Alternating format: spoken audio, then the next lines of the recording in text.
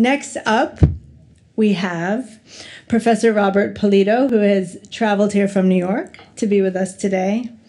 Robert Polito's books include Savage Art, a biography of Jim Thompson, which received the National Book Critics Circle Award, and the poetry collections Hollywood and God and Doubles. He edited Farber on Film, the complete film writings of Manny Farber for the Library of America, and in collaboration with filmmaker Michael Almereyda and novelist Jonathan Lethem, edited Manny Farber paintings and writings.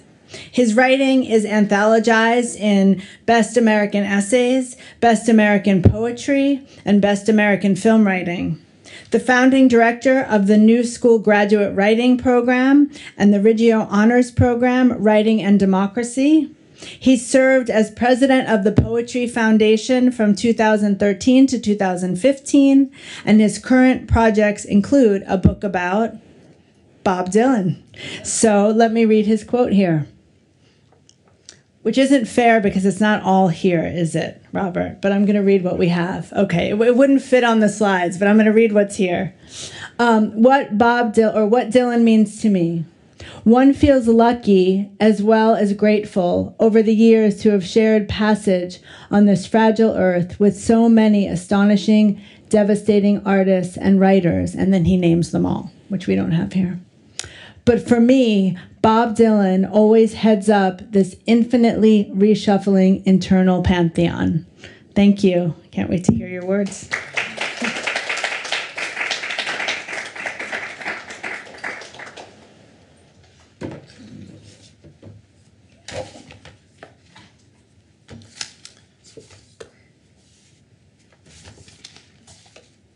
So good afternoon. I'm very pleased to be here with you, and I especially want to thank Rebecca and Richard for inviting me and for their kind roles in making this conversation possible. Rebecca asked me to put together a little piece of writing that would last about a half an hour, and I'm extremely happy to do that. As Bob Dylan sang on his 1997 album, Time Out of Mind, it's not dark yet, but it's getting there. And my focus today is a sort of thumbnail digest of a dark and much larger topic, Bob Dylan and noir. Let me start with 3 paintings from the beaten path, an exhibition of what Dylan in his foreword to the 2016 Halcyon Gallery catalog designated American landscapes. And there they are in kind of brisk succession. All 3 of these paintings are rooted in frames from Orson Welles' 1958 film noir Touch of Evil. And I want to signal my appreciation to the resourceful Scott Wormuth, both for that elegant discovery and for these surprising source images. Now a bit more slowly. And I guess the first image.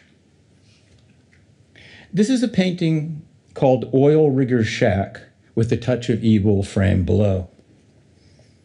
The next is Night from a Hotel Window.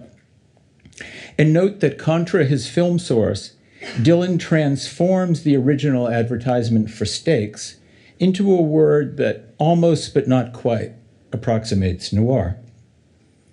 Still more boldly, in the next image, here Dylan titles this painting Philadelphia, Mississippi, thereby... Any thoughts? Let me see what Okay, still more boldly, here Dylan titles this painting Philadelphia, Mississippi, thereby repositioning both the image and the evil as the town where in 1964 the civil rights activists James Chaney, Andrew Goodman, and Michael Swerner were abducted and murdered during Freedom Summer. In a sort of epigraph to the Beaten Path Halcyon catalog, Dylan writes, "The works were done from real life, literature, films, songs, poems, and poetry, and a certain outlook, all scrambled together in one form or another." That certain outlook of Dylan's, I want to intimate, just might be, or at least spans, noir. Everyone knows the legend of those French critics who, viewing some American films for the first time after the Second World War, The Maltese Falcon, Double Indemnity, Laura, Murder My Sweet, and The Lost Weekend, focused the correspondences among them and called what they saw noir. From that vantage, noir is a historical genre of psychological crime movies and analogous novels, from Dashiell Hammett, Raymond Chandler, and James M. Cain, to Jim Thompson, David Goodis, Patricia Highsmith, and Chester Himes, performing inside a distinctive matrix of artistic conventions. Sometimes noir, though, in contemporary nostalgic colloquy, is reduced to fedoras, wide ties, moody lighting, and rote invocations of guns and shadows. But I want instead to invoke the insistent formal experimentalism in noir, the tilt toward surrealism, fragmentation, and self-consuming narratives, notably in Thompson, Goodis, and Highsmith, and recall for us that the only other American writer Gertrude Stein wanted to meet during her triumphant tour after the success of the autobiography of Alice B. Toklas was Dashiell Hammett. From other vantages, noir is as old and elemental as America. American fiction, for instance, originates in Charles Brockton Brown's Wieland from 1798, with a man hearing voices commanding him to kill his family. Or think of Melville, whom Dylan referenced as he introduced his band at New York's Beacon Theater on his current tour. Or of Poe, whom he summons on I Contain Multitudes from his 2020 album, Rough and Rowdy Ways. From yet another vantage, noir is as old and elemental as Greek tragedy, Aeschylus, Sophocles, and Euripides. During one of my visits to his Tulsa archive, I found a Ritz-Carlton hotel stationery envelope with the names James M. Cain and Jim Thompson in Dylan's handwriting, bracketed alongside some draft lyrics.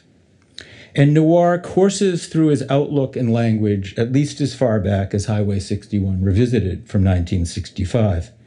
Think of the Carney Fantastics in Ballad of a Thin Man, or the wastelands of Desolation Row, and all the way to our immediate moment.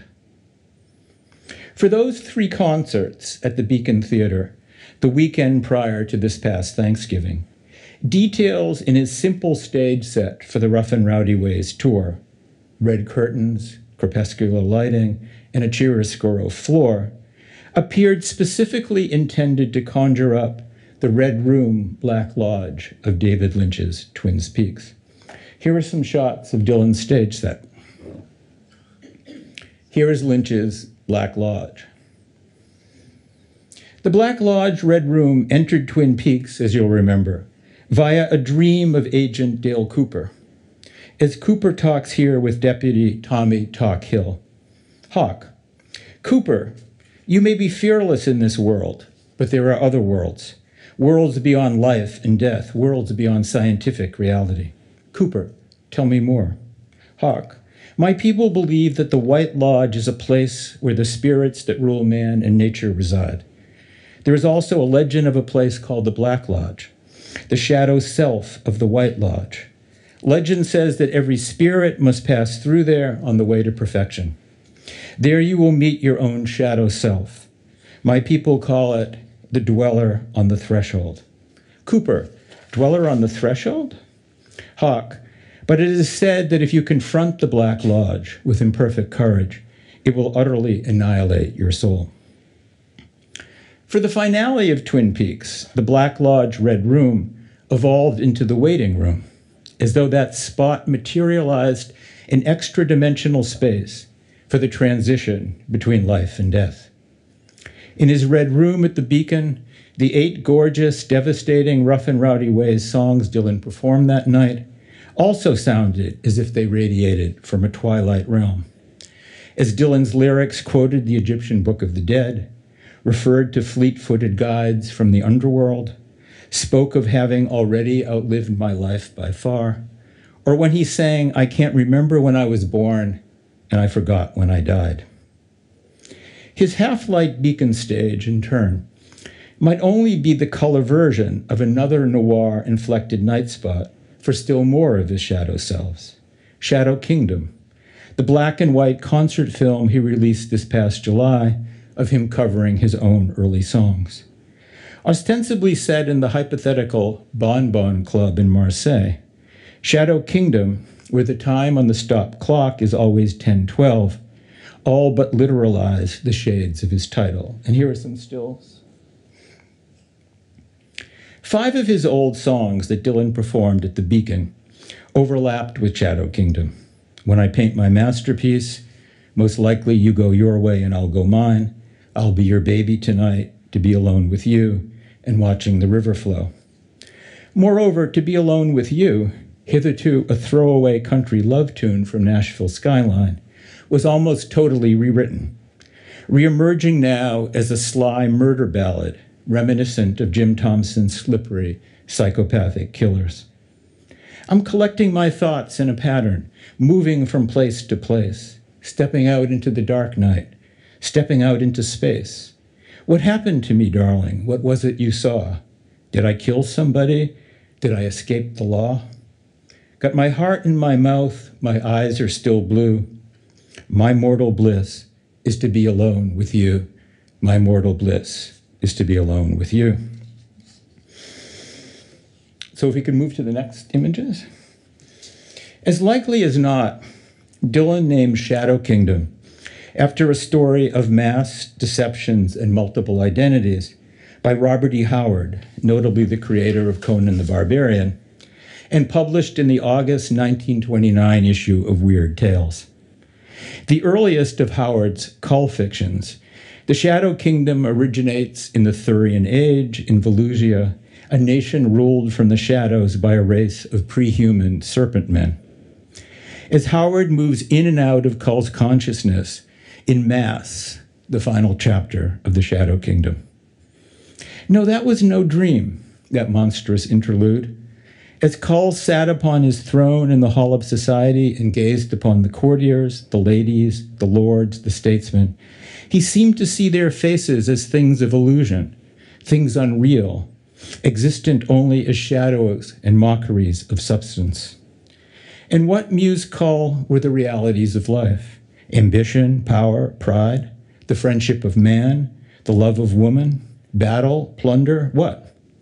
Was it the real Cull who sat upon the throne, or was it the real Cull who had scaled the hills of Atlantis, harried the far isles of the sunset, and laughed upon the green roaring tides of the Atlantean Sea? How could a man be so many different men in a lifetime? For Cull knew there were many Culls, and he wondered which was the real Cull. After all, the priests of the serpent went a step farther in their magic, for all men wore masks, and many a different mask with each different man or woman. And Cull wondered if a serpent did not lurk under every mask. Next image. Noir figured more explicitly in some other Dylan elusive creations along the way. Dylan assembled songs on his 1985 album Empire Burlesque from film dialogue. Many of those films crime and noir. The move foreshadowed his later intricate collage lyrics from writers as various as Ovid, Virgil, Homer, F. Scott Fitzgerald, Henry Timrod, Mark Twain, Byron, Flannery O'Connor, Junaki Saga, among, no exaggeration, countless others, on such 21st century recordings as Love and Theft, Modern Times, Tempest, and Rough and Rowdy Ways. On Empire Burlesque, lines in tight connection to the heart, what looks large from a distance, close up ain't never that big, originated in a sentence Gary Cooper applied to cops in Now and Forever from 1934. Close up, they don't look as large as they do from a distance. Or Seeing the Real You at Last, a song about reality and projection, ingeniously pinches nearly all of its phrases from movies, including Double Indemnity, To Have and Have Not, The Big Sleep, Key Largo, and The Maltese Falcon. The Maltese Falcon also figures in tight connection to the heart, as well as When the Night Comes Falling from the Sky. Today, amid our constraints of time, I'll reluctantly skip over Masked and Anonymous, Dylan's 2003 film, which his collaborator Larry Charles describes as, quote, a post-apocalyptic sci-fi film noir spaghetti western. and, as Charles told me, was shot after he and Dylan screamed, quote, all those noir films, ranging from Key Largo to Kiss Me Deadly. But noir and violence also fuses Dylan's 21st century music videos, particularly 4 directed by Nas Edgerton: Beyond Here Lies Nothing, Must Be Santa, Duquesne Whistle, and The Night We Called It a Day. The Night We Called It a Day, culled from Shadows in the Night, the first of Dylan's trio of collections of songs from the Great American Songbook, all also associated with Frank Sinatra, tracks a sort of mini noir, a love triangle, a burlesque dancer, plot red herrings, and totemic LA settings. And here it is. Here's the Night We Called It a Day. So when Dylan was asked by an interviewer whether a younger listening audience might find his Sinatra covers corny, his response seethed with the dynamics of noir. You tell me. I mean, I don't know why they would, but what's the word corny mean exactly? I've heard it, but I don't use it much. It's like tacky. I don't say that word either. There's just no power in those words. These songs, take him or leave him, if nothing else, are songs of great virtue. That's what they are. If they sound trite or corny to somebody, well, so much for that. But people's lives today are filled on so many levels with vice and the trappings of it. Ambition, greed, and selfishness all have to do with vice. Sooner or later, you have to see through it, or you don't survive. We don't see the people that vice destroys. We just see the glamour of it on a daily basis. Everywhere we look, from billboard signs to movies to newspapers to magazines. We see the destruction of human life and the mockery of it everywhere we look. These songs are anything but that. Romance never goes out of fashion. It's radical. Maybe it's out of step with current media culture. If it is, it is. Some of us also come to noir through Samuel Beckett. All those beautiful sentences telling you the most terrible things. I've often thought that Dylan's 1997 album, Time Out of Mind, is what in an alternate universe Beckett's Lost Country Blues record would have sounded like. Here's a little more of the song I quoted at the outset, Not Dark Yet. In late Dylan, noir can be personal. The ending of Long and Wasted Years from Tempest appears to distill a noir marriage. I think that when my back was turned, the whole world behind me burned. It's been a while since we walked down that long, long aisle. We cried on a cold and frosty morn. We cried because our souls were torn. So much for tears. So much for those long and wasted years. But even here, noir in late Dylan is also inherently political. An interrogation of capitalism and enmeshed in the legacies of the Civil War and slavery. As he sings on Pay and Blood, night after night, day after day, they strip your useless hopes away. The more I take, the more I give, the more I die, the more I live. I got something in my pocket, make your eyeballs swim. I got dogs that could tear you limb to limb. I'm circling around in the southern zone. I pay in blood, but not my own. Poet Frank Bedart once remarked, again and again, insight is dramatized by showing the conflict between what is ordinarily seen, ordinarily understood, and what is now experienced as real. Cracking the shell of the world or finding the shell is cracking under you. Noir in Dylan is one of the sounds that the shell of the world makes as it is cracking under us. Noir in Dylan, as Philadelphia, Mississippi, his touch of evil painting from the beaten path insinuated, is also the sound of a nation that originated in genocide, was sustained by slavery, but earnestly protests, this is God's country. So back to Dylan's Black Lodge Red Room on stage at the Beacon Theater a little over a week ago. On all 3 nights, Dylan sang I Contain Multitudes, his echo of and homage to Whitman's Song of Myself. Yet Dylan's 21st century vision there was far darker than Whitman's aspirational 19th century celebration. For his I contain multitudes, Dylan noted, I live on the boulevard of crime. He quoted Ward Hill Layman, Lincoln's bodyguard, I carry 4 pistols and 2 large knives. And he acknowledged the hate and betrayals inside of all of us. Greedy old wolf, I'll show you my heart, but not all of it, only the hateful part. I'll sell you down the river, I'll put a price on your head. What more can I tell you? I sleep with life and death in the same bed. So I'll end now with 3 more noir film paintings from the beaten path, also courtesy of Scott Warmoth. This is Twilight After Dusk, from a frame of Robert Wise's 1949 noir, The Setup, a study of corruption in boxing and the viciousness of fight fans. And the next.